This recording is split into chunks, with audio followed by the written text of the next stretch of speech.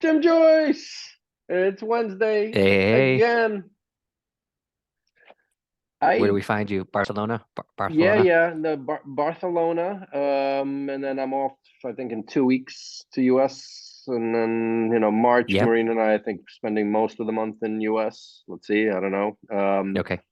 Just a bit crazy, but And the kiddies? The kiddies are all at school? yeah, we're empty nesters. Just now it's just the Awesome. dog, and we have like an awesome service that we found here in Barcelona, and it's like kind of like Oh, really? matching families that don't have dogs but want to dog watch, right? Try. And it's like for a Oh, short really? period of time. Not try, they just enjoy dogs, but they don't want the hassle of owning one, I guess, or whatever. But no, it's been great. Yeah. Like yeah. So we're kind of Awesome. we can be anywhere, anytime, and choosing I gotta United find that States. service. Yeah, and if Go not, man, go start man. start one. Business number two. No. Exactly. That's all I need. Um, what is I was gonna, and where are you? You're back to Dublin We're as in well, Dublin. or yeah, okay. Yep. We're in Dublin. Yeah, I'm back States next week too. So I'll be back and forth, getting the Aer Lingus miles going.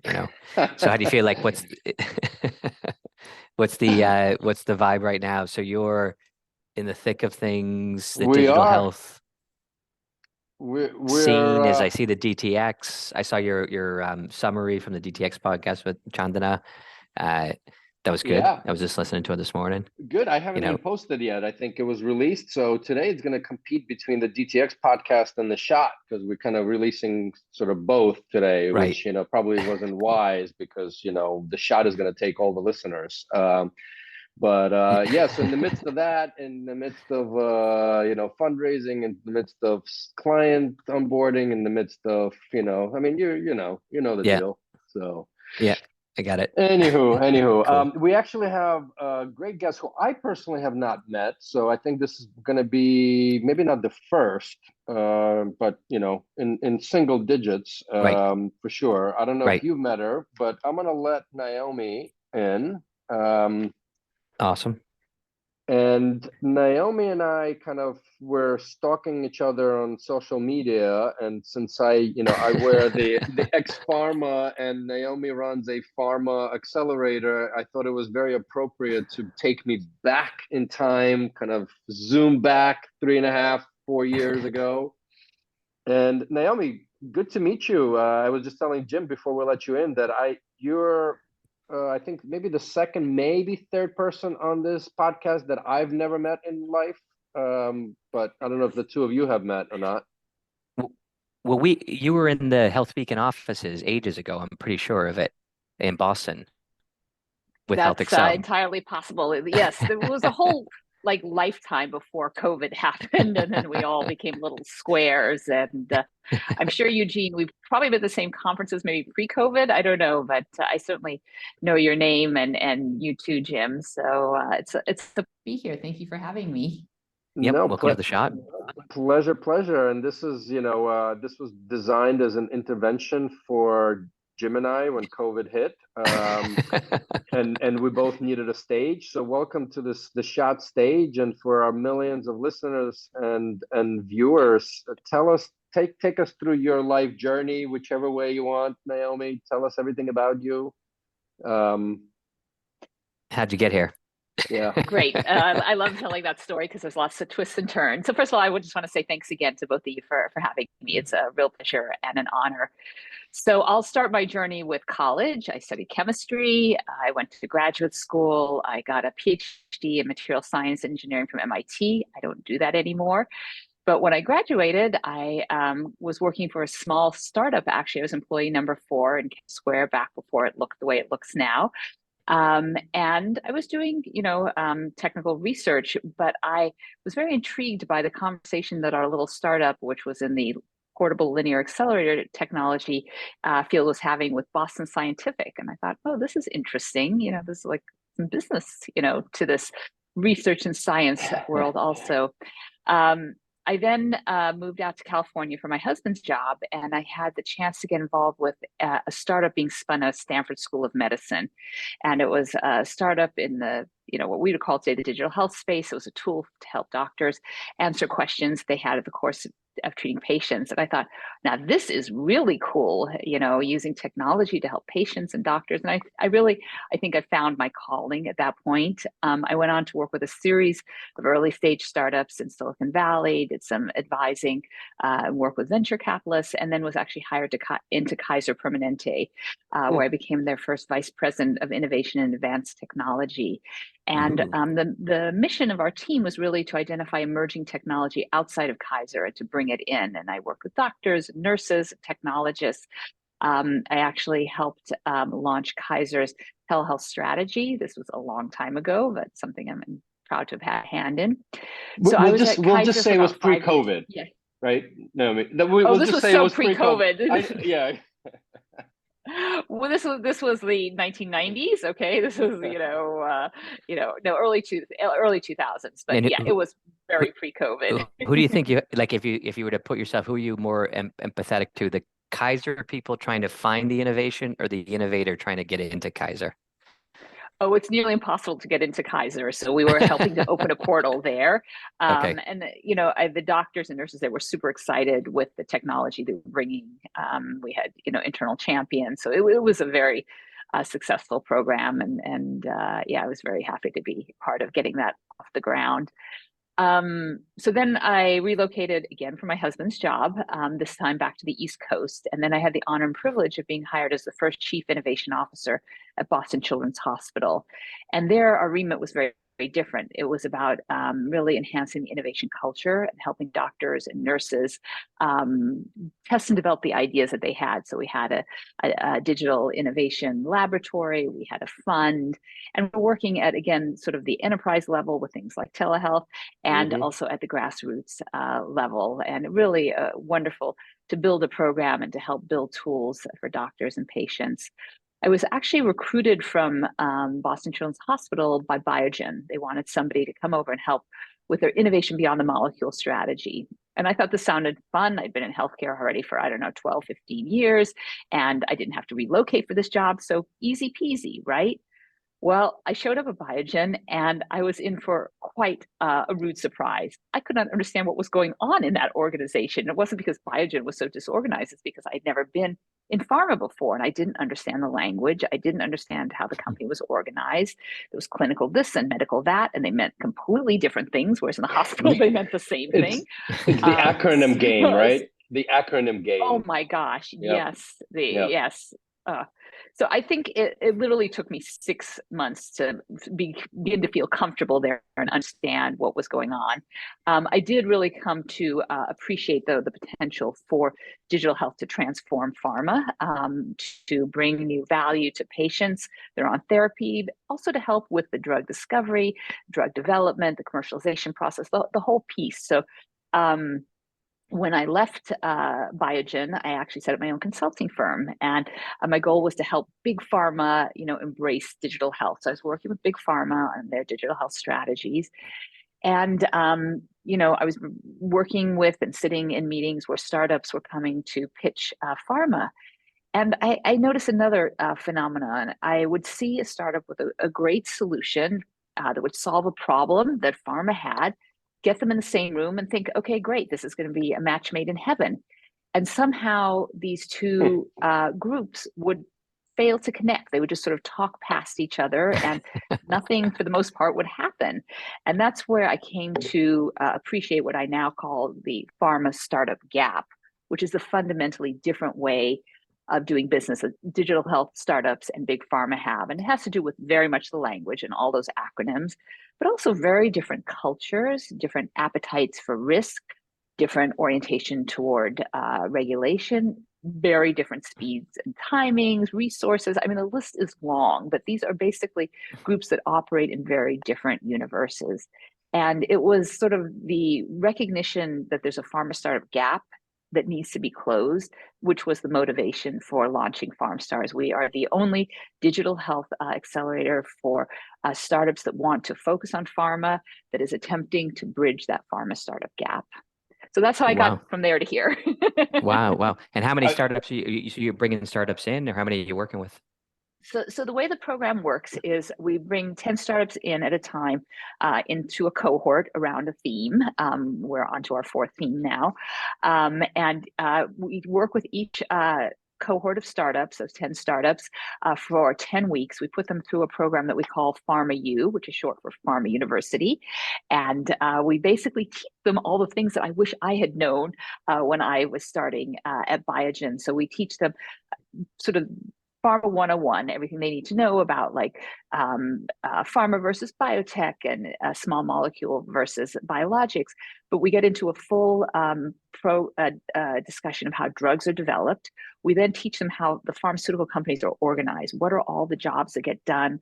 What are all the different responsibilities and roles that people have? What's medical affairs, which is really important for a lot of digital health companies. Many people don't know about that group. What's market access? And we take them through the whole organization of the company. We then have a module on the business of pharma. So how does pharma make money? What are the business models? What's the importance of reputation in the pharma industry? We then have a module on pharma as a regulated industry. So we talk about the FDA, we talk about the EMA. We also talk about the regulations that are very important to pharma around data security and privacy. We also talk about anti-kickback laws and sunshine laws. I won't tell you we teach them everything there is in the law. Our goal is really to help them understand what the guardrails are and how the ecosystem works and what are the concerns that pharma has. And then the last piece of Pharma University, or of the curriculum anyway, is what we call Art of the Deal. And that's where we teach them a lot of practical tips about negotiating with pharma, about due diligence, what to expect, and then how to be good partners once they do get those deals. Yeah. And then the other part of Pharma U, besides the comprehensive curriculum, is the mentoring that we do. And we work with each of our startups very closely over the full 10-week period. We're mentoring them almost every week. And our goal is to help them develop a really strong pharma value proposition, to help them articulate what they're doing in terms of what pharma needs and with pharma language. And then at the end of the 10-week acceleration program, we have a showcase event. And that's where the startups get to pitch in front of our pharma members.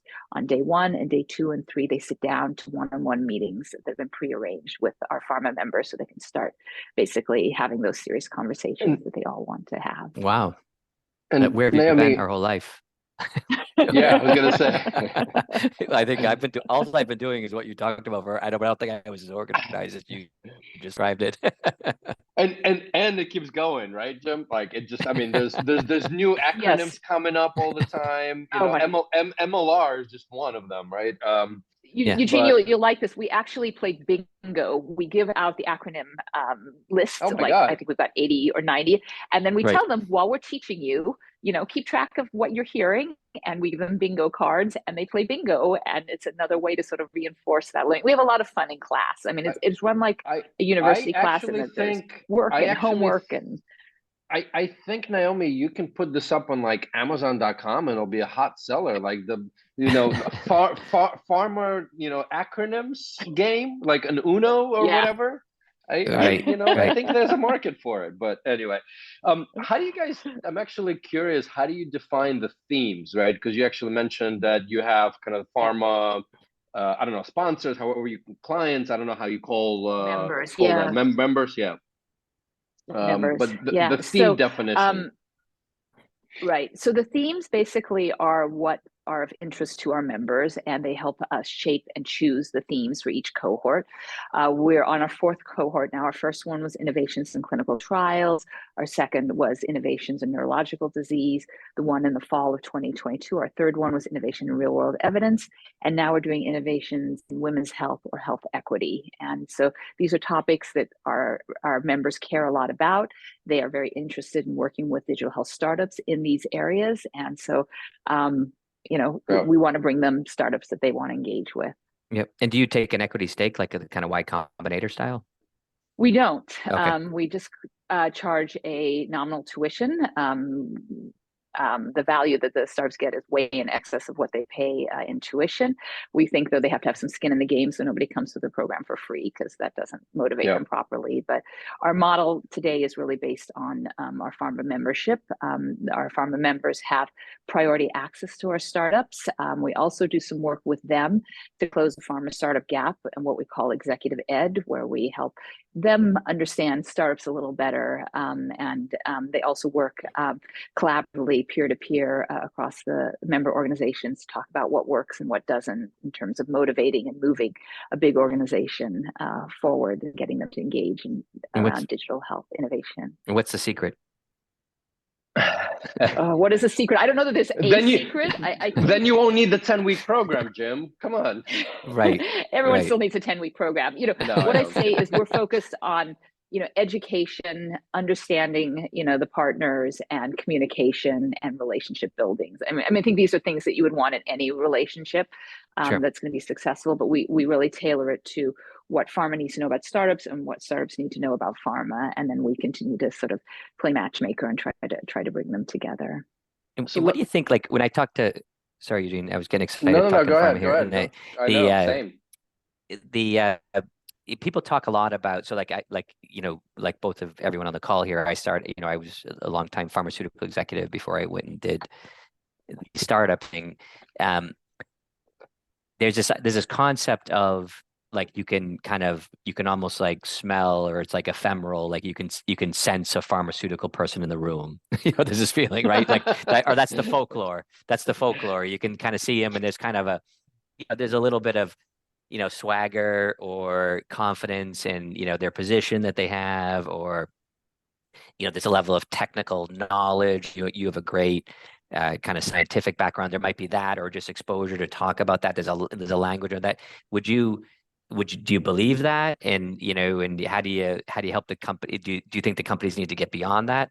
So I think that big pharma has a very different culture than digital health startups. I think that they're often more careful and more conservative and maybe less risk tolerant than a startup that is going to move quickly and break things, build a product, very quickly and continue to iterate. Think about pharmaceutical companies. Their goal is to get a single drug, a particular molecule approved and out to market. So they're not tinkering with things after 6 months or a year, or after it's in the hands of patients. It is what it is, and they want to just monetize it. So I think they have a very different sort of they come from a different place. One of the things that we do, though, is we have champions from each of our pharmaceutical companies, and they work very closely with us, and they actually come to Pharma U, and we do a fireside chat. I talk with them, and it gives them a chance to start to talk about that culture and how they think about innovation. And they're very honest about the challenges that they face and why, there's often resistance to new things, that are digital anyway within pharma companies. I mean, pharma companies are very innovative on the therapeutic side. I mean, that is their business. Innovation from the technical and digital side is not their business. And though I think it's transformative and will accelerate them, and only pharma companies that embrace digital health, I think, are going to be around in the future, it's still not something that they are totally comfortable with. So, our champions share, where they're coming from and what they're working on, but they're very motivated and excited to bring these startups in and to help their companies innovate. Naomi, how do you, I mean, most of the pharma companies have some kind of floating, fleeing, reorganized innovation groups, right? It's always kind of distribute, centralize, distribute, move, whatever, right? But there's always something there, right? And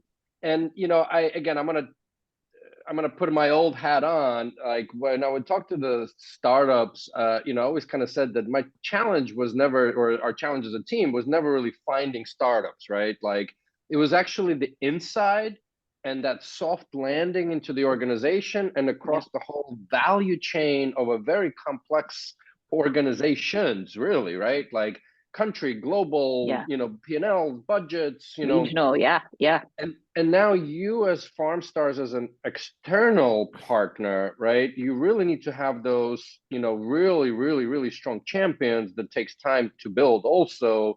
And those champions have to go inside. So you know where I'm going with this. Like, I'm curious how you guys are solving this with your members, right? Right. So from an educational perspective, we teach the startups about all the different ways pharma is organized, all these different roles. And so for them, it's very much opening their eyes and setting expectations. If they thought they were going to get a deal in a month and have it signed in two, probably not. So that's one piece. But then, our champions know exactly what you're talking about. They know their organizations very, very well. They are tasked with, bringing in digital innovation. They're passionate about it. And whether they're in an innovation group or in a business development group or in a commercialization group, they understand what the challenges are. And so they do a lot of the heavy lifting. They basically line up the business partners internally. They find the clinical subject matter experts. They are usually in close connection with the folks in procurement. They have business development people they work with. They often have legal advisors that are more adept at working with startups. So they live in the pharma startup gap, we like to say. And so they know how hard it is to bridge it. And they take full responsibility for doing what they can to move their organization forward. Now, again, they tend not to be the final decision makers in terms of whether to do a deal or not, but they are great facilitators and they are great connectors. And I will say another piece of the organizational program that we offer to our members is actually workshops for those other stakeholders that are engaged in digital health deals. So the folks from legal, from regulatory, finance, IT, they'll be brought into a deal and they'll often be in a position to stop a deal or to slow it down or to ask so many questions that, a startup just, dies under the weight of the legal paperwork or the IT due diligence. So we have a program to educate them also on what it means to be a startup and why they're in such a hurry and why getting this deal done is not often about getting the revenues, but it's getting the market validation that they're then going to take to their investors in order to get them, to the next round. So there's a lot of educational opportunity, and we provide that also to our members at companies. And we're always looking for new members. I did want to give a shout out to the companies that have, I think, had the foresight to recognize the pharma startup gap and want to still, try to close it and work with digital health startups. So we are supported by Alexion, AstraZeneca, Boehringer Ingelheim, Eli Lilly, Novo Nordisk, Samidavant, and Takeda. And we've really had, great, Wow. a lot of wonderful experiences working with them. Well done. So yeah. Blown away. Jim, I don't know if you wanted. I wanted to, because I think you mentioned something earlier, which I fully agree. I mean, pharma companies are great in innovating in therapeutics, small, large molecules, right? And the whole digital is kind of, still, I would argue, it should be there. The decision-making process should be there already, but it's still not. And so when it comes to kind of the value chain, so think about, developing molecules quicker, faster, real world evidence, right? Gathering the data to, differentiate themselves. That to me is a very sort of clear case, even though, it still might have non-champions, let's put it politely. On the other extreme are, things like, standalone digital therapeutics, other revenue streams, right? Like, what are you seeing from pharma? Because, I'm a very strong opinion that, if you're making X billion in molecules, there's not a digital health company that's probably making more than, 100 million today. And those are more direct to consumer anyway. What are you seeing on the non-existing value chain molecular development side of things?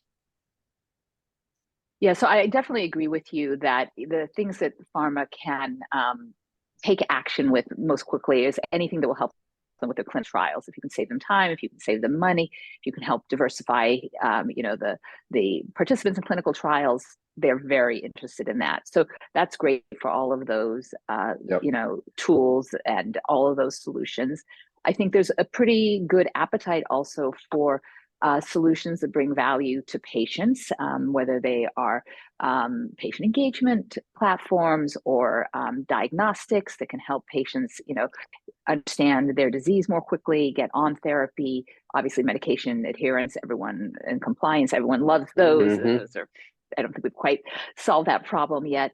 I think that digital therapeutics to me are the most transformative type of digital health solution out there now. And so I think they are, they're really exciting. I think they are the most complex, to your point, Eugene, from a business model perspective for pharma. So I think there's a lot of opportunity for digital therapeutics as adjuncts or to help with side effects or, particularly pain management, stress. There's a lot of potential there. And I think that the pharmaceutical companies that recognize the potential of digital therapeutics and start to use them and offer them to their patients will again differentiate themselves. And I think they can really strengthen their brand. I think in very few cases are the digital therapeutics directly competitive with where you would use a digital therapeutic alone or instead of a biological compound. So I think to me, there's a lot of opportunity for partnership and combination. And again, remember, one of the things that pharmaceutical companies bring to the table in conversations with digital health startups is tremendous understanding of the patient, of the distribution channel.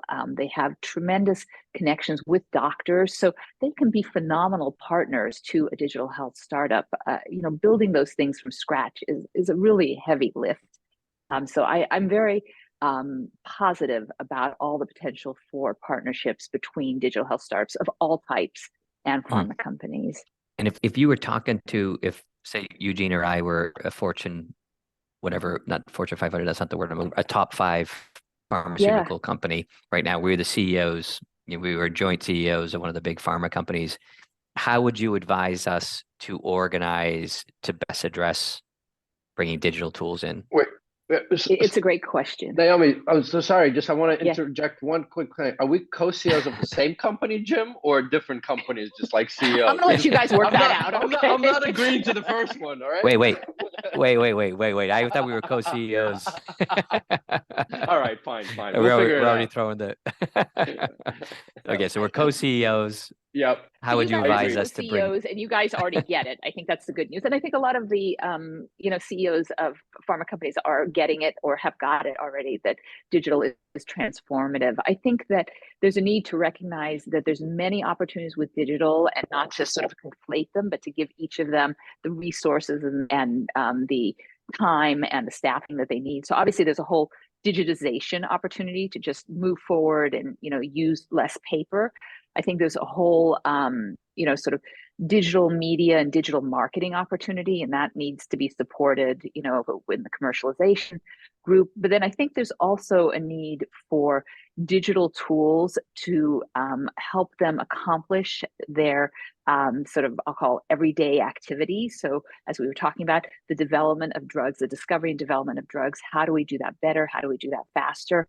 I'd love to see, some focus on that and some people empowered specifically to find partnerships and bring those innovations in. I think one of the biggest mistakes that pharma CEOs can do is to say, let's build some digital solutions ourselves, because that's not a core expertise of pharma. There's a lot of things they do really well, usually not building new technologies. So I would say empower people internally. And then I would also say you need a group that really focuses on how digital solutions can bring value to our patients. Pharma is very interested in their patient experience, but we need people that specifically look at and work on the patient experience and the digital supports that they need. And we see groups like this, among our members and some of the other pharma companies. And do you see those groups like it sounds like those groups might sit inside those units separately versus this idea of a chief digital officer or something, or is that just strokes for folks?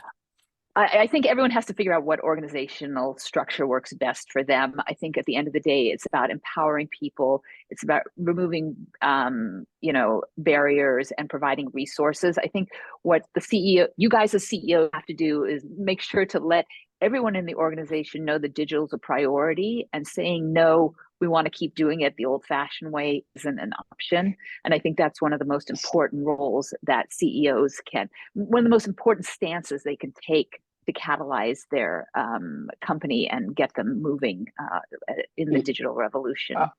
I'm gonna resurrect something that I wrote about. I called it kind of the and Oreo cookie effect, right? To your point, I don't think there's a CEO of pharma out there that says we want to just build everything inside. There's just I don't believe even one CEO says that. The challenge is, and this is where the Oreo cookie came in and how I described it, there's that hard top layer that says, yes, go digital, go. There's the digital native slash digital savvy slash understanding, and those are the two outside. Those are the cookies. Those are the thin parts of the cookie, and that gooey mushy stuff in the middle is that middle management slash people just maybe don't have the right incentives, etc. When you do try to squeeze that all together and push it from both sides, that's when the gooey mushy great tasting stuff happens, right? But it's change management, right? It's change management.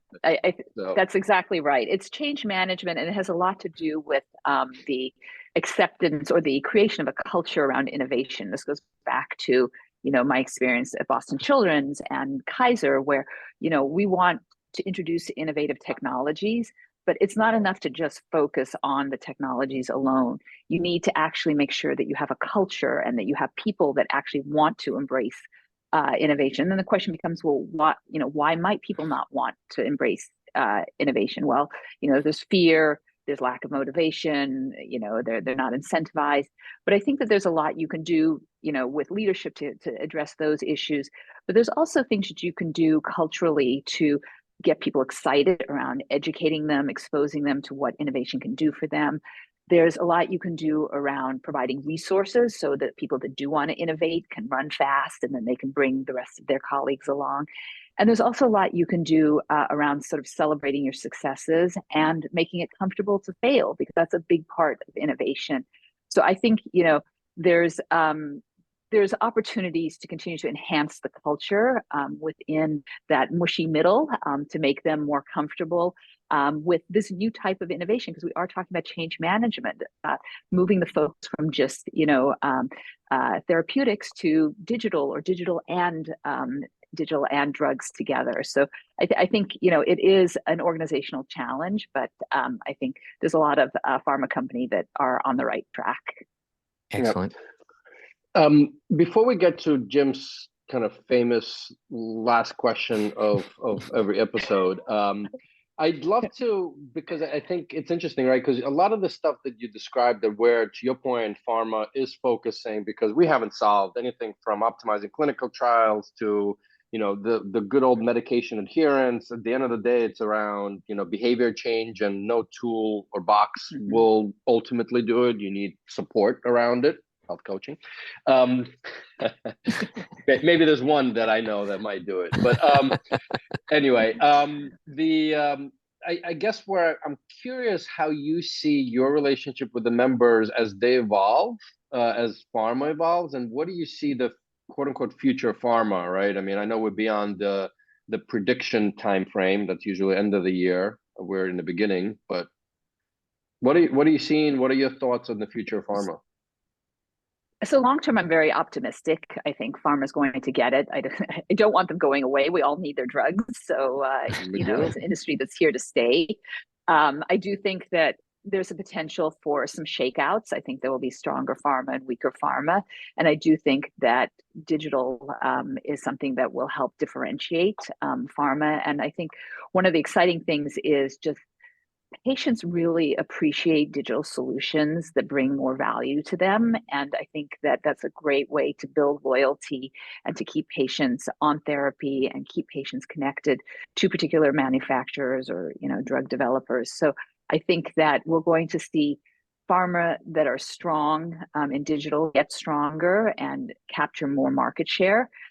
So I'm very optimistic about that. I think to what you alluded to before, Eugene, there's still a lot of uncertainty about how to organize internally around this coming, revolution. So, we see this in our members, we see this in our non-members. There's a lot of reorgs going on. People are still trying to figure out, where does digital fit? Maybe it's just part of the IT department. And I would argue, no, it's not just part of the IT department. If I had to put digital in only one place, I would put it in medical affairs, because they are the interfaces with patients and clinicians. But I think digital is so much bigger, because you have the whole piece around clinical trial optimization. I'm very optimistic about the future for pharma, but I think that the fastest way to get to the future is through partnerships with startups. And as they say, the future is here. It's unevenly distributed. We see partnerships happening, and those companies are going to move quickly. And the ones that haven't gotten the memo yet, well, I hope they get it soon. Well, Excellent. listen, I'm sure we can be diving for hours into this topic, especially with Jim and I, still having some tire marks in the back and whatever else, right? But I could also talk about this for hours.